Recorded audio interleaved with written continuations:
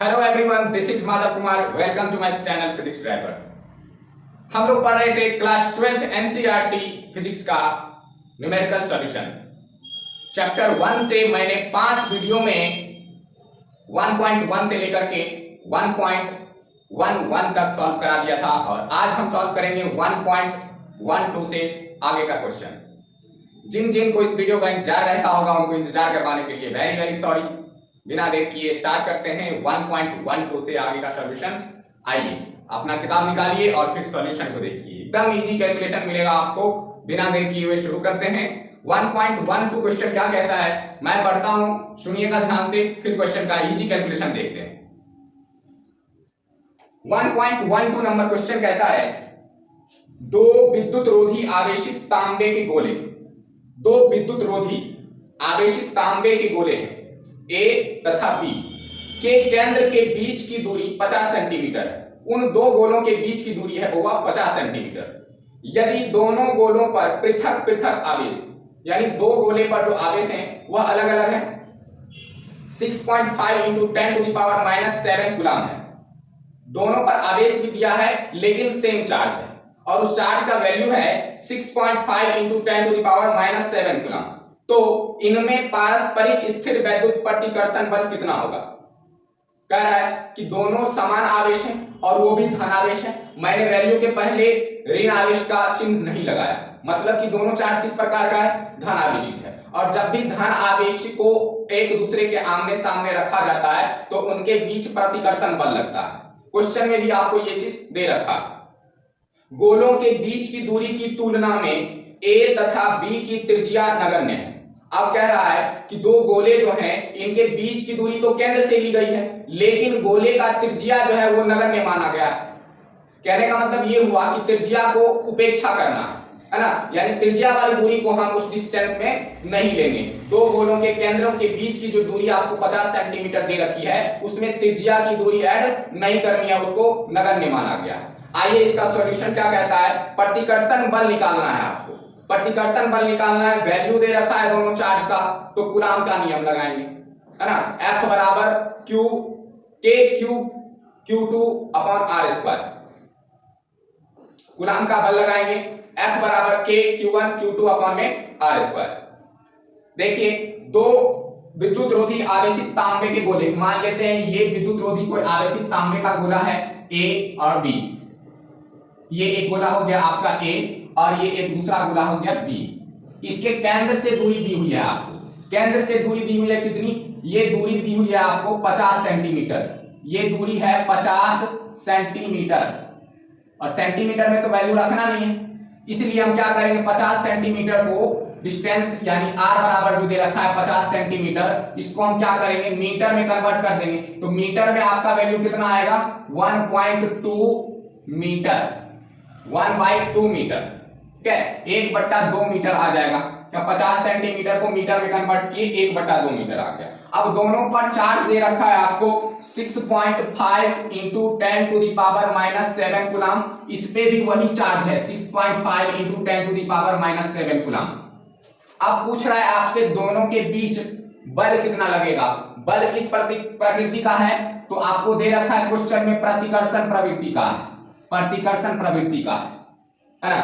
जाहिर सी बात है प्रतिकर्षण प्रवृत्ति का है, क्यों है, क्योंकि दोनों आवेश धन आवेश है। अब सिर्फ आपको इसका वैल्यू निकालना है, क्वेश्चन में सब कुछ दे रखा है। तो कूलम के नियम से, कूलम के नियम से ये Q2 ले लेते हैं, ये Q1 ले लेते हैं, दोनों बराबर है ना। F बराबर क्या पर है कूलम के नियम से 4 pi epsilon not Q1 Q2 upon में R स्क्वायर। सर Q1 भी बराबर है Q2 भी बराबर है, नहीं तो Q दोनों को लिख सकते हैं, वैल्यू अलग रहता तो कोई बात नहीं थी। F बराबर कितना हो जाएगा 1/4 पाई एप्सिलॉन नॉट Q नहीं, दोनों वैल्यू बराबर है, अपॉन में क्या हो जाएगा R स्क्वायर। आगे सॉल्यूशन इसका क्या होगा, F बराबर 1/4 पाई एप्सिलॉन नॉट Q का स्क्वायर कर दीजिएगा, वैल्यू ही रख देते हैं डायरेक्ट, कितना हो जाएगा 6.5 इंटू 10 टू द पावर -7 का स्क्वायर हो जाएगा, क्योंकि दो हैं, दो चार्ज हैं सेम वैल्यू में। आप अलग अलग भी लिख सकते हैं, यहीं से लिख दीजिए अलग अलग, अच्छा होगा कैलकुलेशन के लिए, बाद में भी अलग अलग करना ही पड़ेगा। 6.5 into 10 to the power 7 upon में होगा दूरी देखिए कितना है, दूरी है 1/2 मीटर। 1/2 मीटर का आप वर्ग कीजिएगा, 1/2 मीटर का वर्ग कीजिएगा तो कितना आएगा, 1 का वर्ग 1, 2 का वर्ग 4, नहीं 1/4 आ जाएगा। और इसका वैल्यू आप जानते हैं, इसका वैल्यू आप जानते हैं कितना है, f बराबर कितना हो जाएगा 9 इंटू 10⁻⁹ और इंटू में कितना हो जाएगा, इंटू में ये वाला वैल्यू हो जाएगा कितना 6.5 इंटू 6.5 सर 10⁻7 10⁻7 कहां गया, 10⁻7 को जोड़ दिए कितना हो गया 6 10⁻⁻14 अपॉन में कितना हो जाएगा, अपॉन में हो जाएगा 1/4, इसका वर्ग कीजिएगा 1/4 आएगा। f बराबर कितना आ जाएगा बताइए। फिर यहाँ देखिए 10⁻9 है, 10⁻14 है, पहले इसका कर लेते हैं कैलकुलेशन, कितना हो जाएगा 10⁻- माइनस का पावर बड़ा है -5 हो जाएगा। उसके बाद देख लेते हैं फिर 9 है, ये वाला 4 ऊपर जाएगा, 9 से मल्टीप्लाई हो जाएगा, नहीं 36 इंटू में कितना होगा 6.5 इंटू 6.5। सर इसका कैलकुलेशन भी साथ में कर देते हैं, दशमलव हटाएंगे 0 बढ़ाएंगे, दशमलव हटाएंगे 0 बढ़ाएंगे, 100 हो गया नीचे में। 100 मतलब कितना, 100 मतलब 10 की घात 2, 10 की घात 2 नीचे में, ऊपर में जाएगा तो कितना हो जाएगा, ऊपर में जाएगा तो ये जुड़ जाएगा, कितना हो जाएगा 10⁻⁻7 ये हो गया। आप इसको गुना करके लिख सकते हैं, गुना कीजिएगा कितना आएगा, इसको गुना कीजिएगा, इसको गुना करते हैं देखते हैं 152,100 इंटू में आ जाएगा 10⁻⁻7। अब इसको सार्थक अंक में लिखेंगे तो हमारा करेक्ट आंसर जो होगा एक्यूरेट वो कितना निकलेगा, वो निकलेगा 1.5 और 7। देखिए 1 2 3 4 5 5 लिए हैं इसमें, 5 के बाद डिसमल दिए, इसका 5 पावर क्या हो जाएगा, वो कम हो जाएगा, वो पावर जो है कम हो गया, या माइनस चिन्ह है तो कह सकते हैं पावर बढ़ गया, तो कितना हो जाएगा -2 हो जाएगा। एफ निकालना है तो आपका मात्रक न्यूटन, इतना प्रतिकर्षण बल जो है इस दोनों चार्ज के बीच में लगेगा।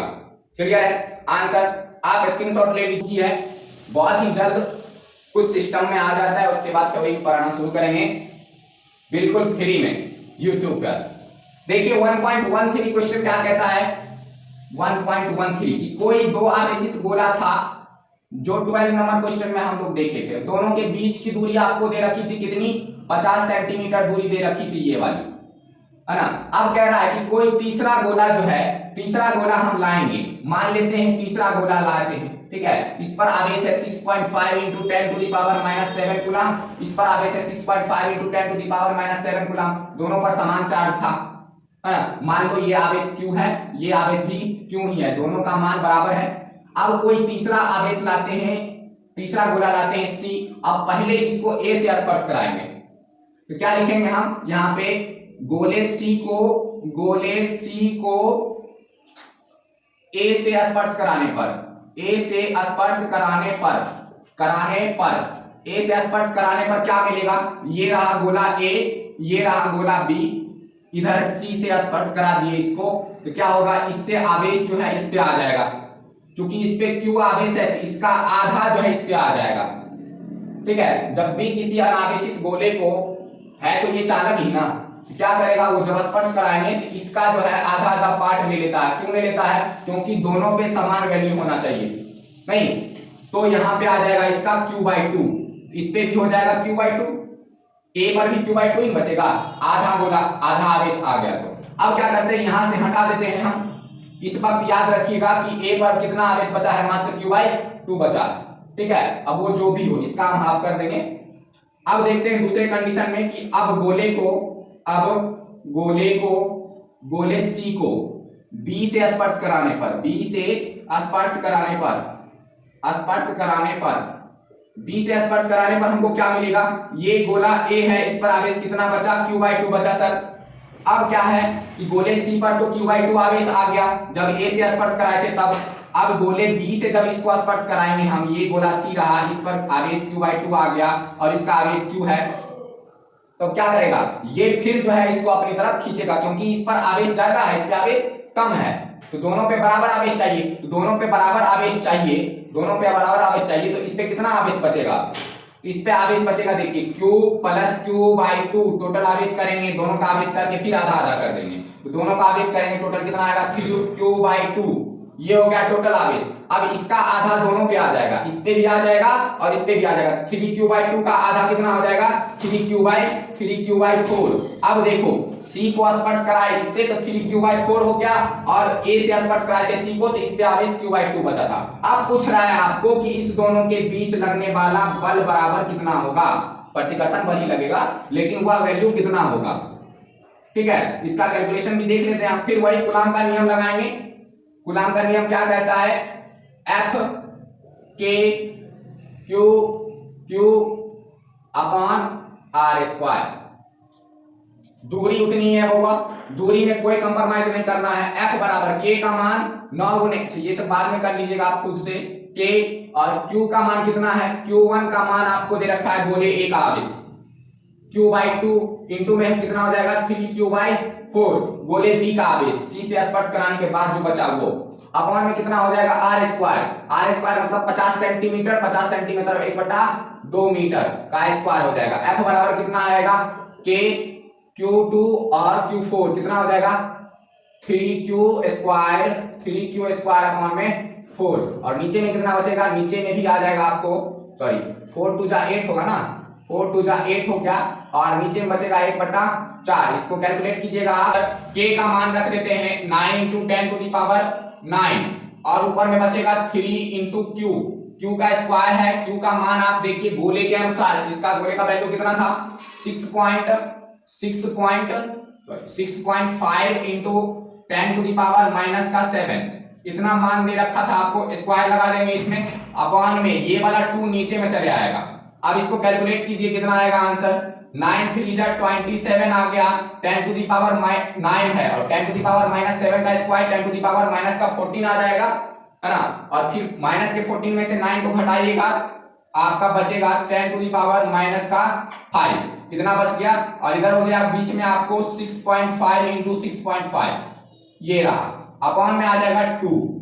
अब दशमलव हटाएंगे और फिर क्या करेंगे, जीरो को बढ़ाएंगे, 10⁻2 हो गया, 10⁻2 मतलब 100। अब ये वाला 2 इसको दे देते हैं, कितना आएगा F बराबर 27 इंटू 10⁻27 इंटू 6.5 पॉइंट हटा दिए थे सर, 65 इंटू 10⁻⁻7 और अपॉन में हो जाएगा 2। जगह तो बचा नहीं है, अब इधर इरेज करके कैलकुलेशन कर लेते हैं बाकी।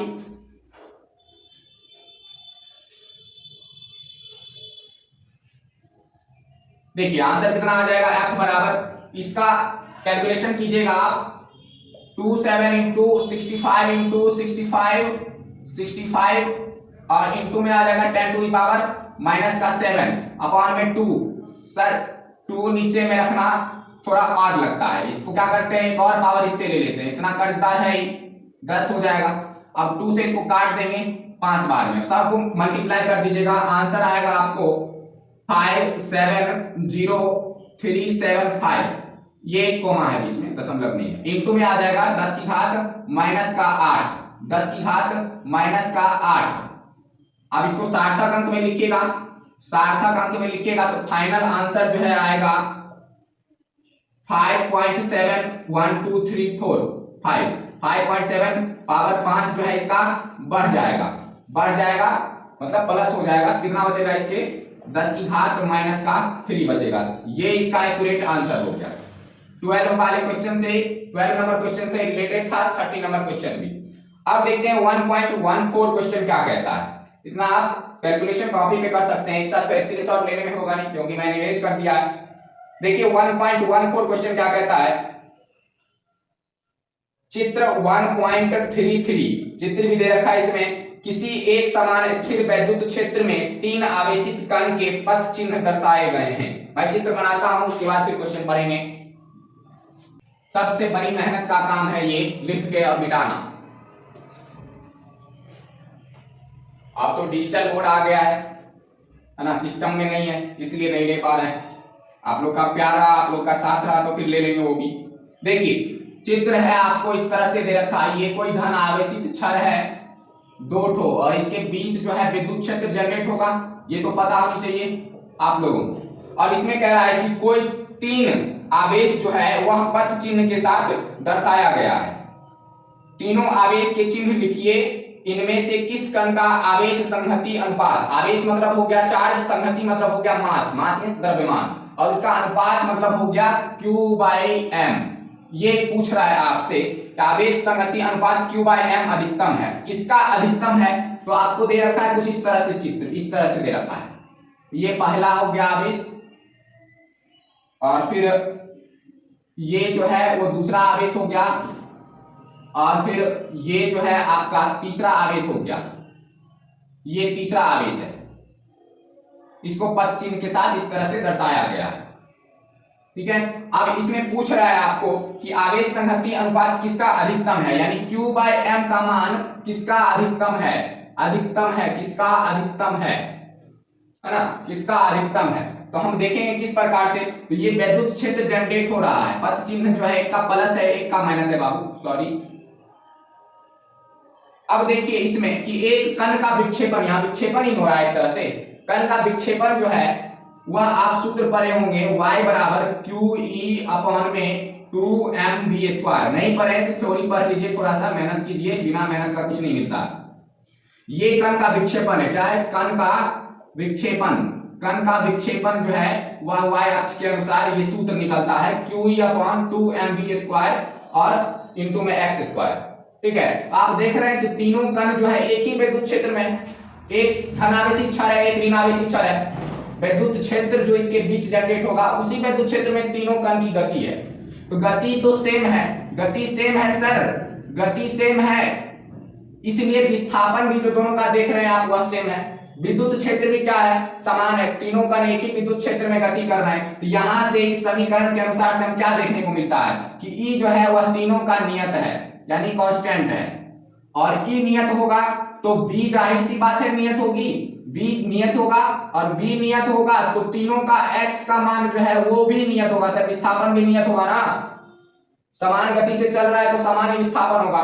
तो यहां देखिए फार्मूला में आपको क्या बच गया, 2 पहले से नियत है, 2 नंबर है होगा, 2 हमेशा नियत होगा, 2 को आप बदल के 4 नहीं कर सकते हैं। तो y बराबर कुल मिला के क्या मिला, y बराबर कुल मिला के मिला आपको Q/m, ये दोनों बच गए, ये दोनों बच गए, Q/m, अर्थात हम कह सकते हैं कि y जो है वह अनुक्रमानुपाती है Q/m के। यही ना आपसे पूछ रहा है, अनुक्रमानुपाती है m के, मतलब का क्या हुआ, मतलब इसका हुआ कि जिसका Q/m, सॉरी, जो कण y वाले क्षेत्र में अधिक चलेगा उसका Q/m जो है वह अधिक होगा, यानी आवेश संहति अनुपात। इसको क्या बोलते हैं, आवेश संहति अनुपात, आवेश संहति अनुपात, संहति अनुपात, आवेश संहति अनुपात। तो पूछ रहा था आपसे किस कण का आवेश संहति अनुपात ज्यादा होगा, और ये आपको एक्सिस भी दे रखा है, ये y एक्सिस है और ये x एक्सिस है। तो y एक्सिस ऊपर की तरफ या नीचे की तरफ, x एक्सिस सीधा लीनियर है ना। तो यहां पर देखिए y एक्सिस में कण जो है, एक कण इतना चला है, दूसरा कण जो है वह इतना चला है, और तीसरा कण जो देखिए आप इतना चला है। नहीं तो सबसे ज्यादा कौन सा कण चला है, तो सबसे ज्यादा तीसरा कण जो है वह x एक्सिस में चला, y एक्सिस में चला है। इसका मतलब हम कह सकते हैं कि तीसरा कण जो है, तीसरे कण का संहति, आवेश संहति अनुपात, संहति अनुपात सबसे अधिक होगा, सबसे अधिक होगा, अधिक होगा। ये हो गया आपका फाइनल आंसर 1.14 नंबर का। सर पहले क्वेश्चन नंबर देना चाहिए, ये हो गया 1.14 का क्वेश्चन नंबर। उम्मीद है पूरी तरह से समझ में आया होगा, नहीं समझ में आया कमेंट में बताएं प्लीज, आगे जो है कैलकुलेशन में हम उसको सुधारने की कोशिश करेंगे। धन्यवाद, फिर मिलते हैं नेक्स्ट वीडियो में 1.15 से आगे के क्वेश्चन के साथ।